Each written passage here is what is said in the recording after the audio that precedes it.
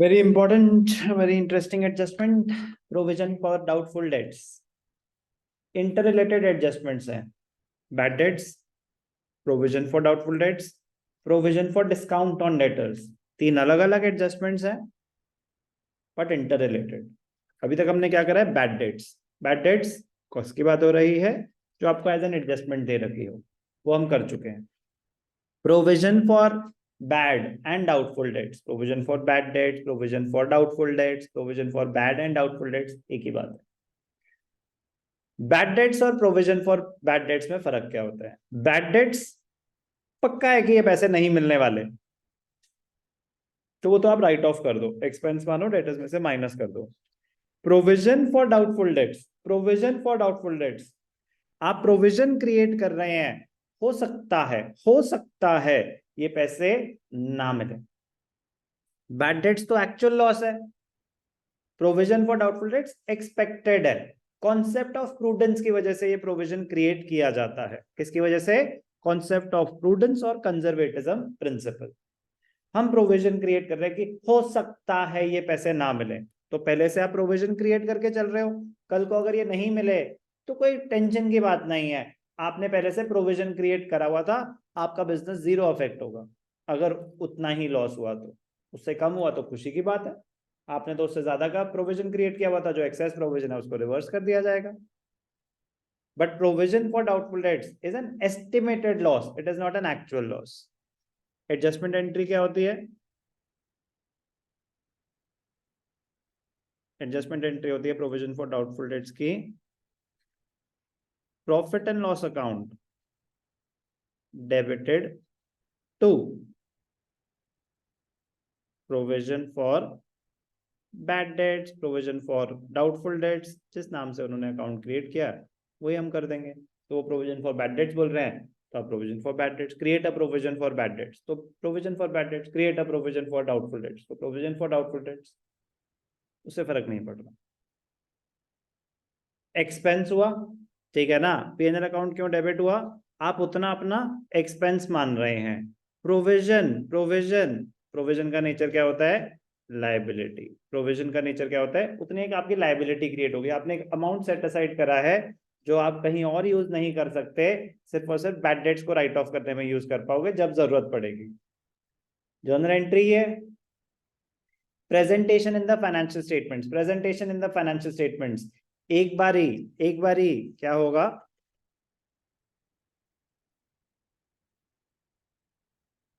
Debited first, दो, every transaction has two aspects, debited to the PNL account.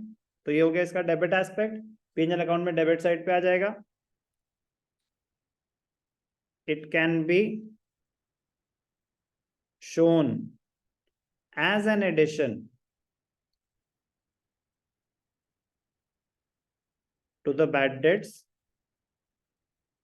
to the bad debts, or can be shown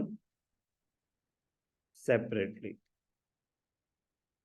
कह रहे आप उसको add करके भी दिखा सकते हो. बैड डेट्स भी लॉस है, ये पक्का है जो नहीं मिलेंगे, और भी हैं जो हो सकता है ना मिले. इंटर रिलेटेड चीजें हैं. Bad debts, provision for bad dates, दोनों एक्सपेंस हैं.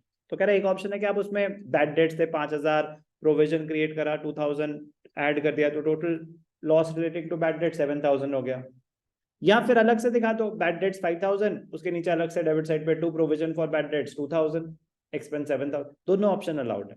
दोनों ऑप्शन अलाउड है कि जो आप प्रोविजन क्रिएट कर रहे हो वो आप बैड डेट्स में ऐड करके भी दिखा सकते हो, अलग से भी दिखा सकते हो. First treatment. सेकंड, जो ये प्रोविजन एक लायबिलिटी क्रिएट हुई, it will be shown as a deduction, as a deduction from the debtors on the asset side, on the asset side of the balance sheet. Sir आपने तो बोला कि provision एक liability होती है, वो एसेट साइड पे कैसे आ सकती है? वो एसेट साइड पे डेटर्स में से एज अ डिडक्शन आ रही है. वो है एक लायबिलिटी, बट वो डेटर्स में से एज अ डिडक्शन शो कर रहे हैं. कोई डाउट? क्लियर? तो एक बारी पीएनएल में डेबिट साइड पे, एक बारी बैलेंस शीट में डेटर्स में से as a deduction. Sir amounts के साथ एक एग्जांपल हो जाए। सर वैसे एक तरह का खर्चा एक्सपेंस नहीं, क्योंकि हम डेटर जो में पैसा मिलने वाला था उसमें माइनस कर दो, मेरा तो एक्सपेंस ही हुआ। माइनस नहीं, हमने प्रेजेंटेशन ऐसे दिखाई है, डेटर्स अकाउंट अभी क्रेडिट नहीं हुए हैं। मतलब आप ये कह रहे हो ना कि तो सर मैंने लॉस मान ही लिया, लॉस नहीं माना, मतलब लॉस माना, उसके लिए अभी प्रोविजन क्रिएट करा है। मेरे डेटर्स अगर 50,000 हैं, बैड डेट्स हो गए, तो मैं एंट्री पास कर रहा हूँ बैड डेट्स टू डेटर्स, तो मैंने डेटर्स ही कम कर दिए डेटर्स के अकाउंट में से directly.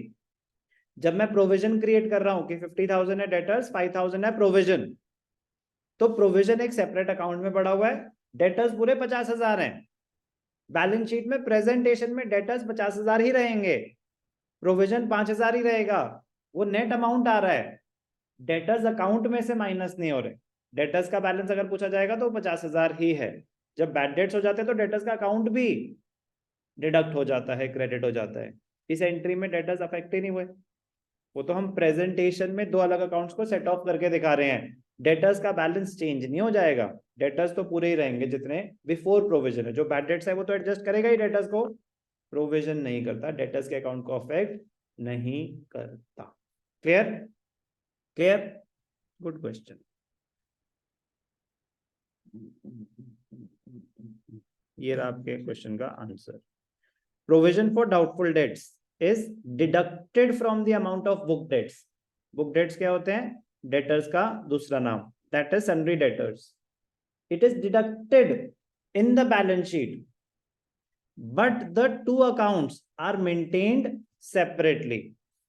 Sundry debtors account is not affected by the provision for doubtful debts. उसका अकाउंट एज इट इज रहेगा, ये डेटर्स में 50,000 है तो 50,000 रहेंगे, तो बैलेंस शीट में प्रेजेंटेशन है, it is being shown as a deduction, they are two separate accounts.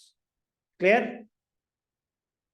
Example, debtors दे रखे हैं ट्रायल बैलेंस में 1 लाख, ट्रायल बैलेंस में बैड डेट्स आ रहे हैं 10,000, ऑलरेडी एडजस्टेड है ये, या एडजस्ट करने हैं हमने? Be loud and clear.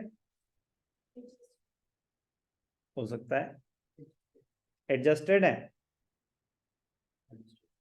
Adjusted है, ट्रायल बैलेंस के अंदर आ रहे हैं तो ऑलरेडी एडजस्टेड है, ट्रायल बैलेंस के बाहर आ रहे होंगे जो बैड डेट्स, हमें एडजस्ट करने हैं। बट एडजस्टमेंट्स में क्या दे रखा है? Create a provision, provision create करने के लिए बोल रहा है। क्या मतलब है इसका? क्या कोई फर्दर बैड डेट्स हैं? नहीं है, फर्दर बैड डेट्स नहीं है, जो बैड डेट्स थे वो तो ऑलरेडी एडजस्टेड है, उसके अलावा आपको प्रोविजन क्रिएट करने के लिए बोल रहा है। कोई डाउट? अब ध्यान से देखना प्रेजेंटेशन। तो जब भी प्रोविजन हो तो आपको पहले बैलेंस शीट पे आ जाना चाहिए। बैलेंस शीट में क्या आ जाएगा? डेटर्स। डेटर्स कितने हैं? 1 लाख। डेटर्स में से सबसे पहले माइनस होंगे अगर कोई फर्दर बैड डेट्स हैं। क्या कोई फर्दर बैड डेट्स हैं? नहीं है, जो बैड डेट्स थे वो तो ऑलरेडी एडजस्टेड है, कोई फर्दर बैड डेट्स नहीं है, तो क्या माइनस हो जाएगा? Provision for bad and doubtful debts. कितना बोल रहा है? 5%, तो कितना? 5,000। पीएनएल अकाउंट में डेबिट साइड पे 2 bad debts 10,000, add provision for bad and doubtful debts, कितना? 5,000। अब ये मैं बोल रहा हूं कि ये आप इसको ऐड करके भी दिखा सकते हैं, और 2 बैड डेट्स बाहर 10,000, 2 प्रोविजन फॉर डाउटफुल डेट्स बाहर 5,000, वैसे भी दिखा सकते हैं। दोनों इक्वली करेक्ट है, वैसे करेंगे जैसे आपके स्कूल में बोल रहे हैं। ओके, दोनों बातें इक्वली करेक्ट है। Treatment of provision for bad dates, कोई डाउट? इसमें फर्दर केसेस भी थोड़े बहुत हो सकते हैं, एक और एग्जांपल करा देता हूं, फिर मैं आपके छुट्टी कर दूंगा, कोई डाउट नहीं लूंगा। आज के लिए इतना ही।